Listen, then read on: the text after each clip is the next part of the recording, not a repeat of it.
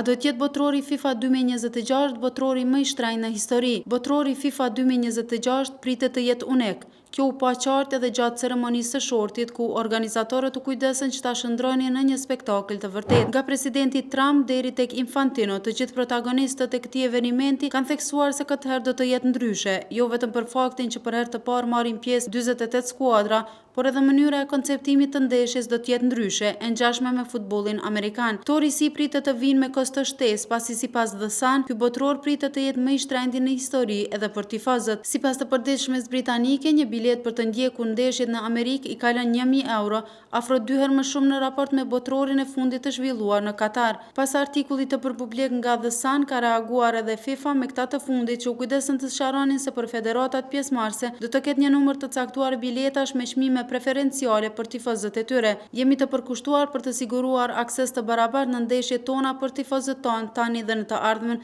thuhet në reagimin e FIFA-s. Gjatë ceremonisë së shortit për fazën e grupeve, presidenti Trump zbuloi se deri më tani janë shitur më shumë se 2 milion bileta, ndërsa procesi i ardhshëm i shpërndarjes së biletave do të bëhet me 11 dhjetor.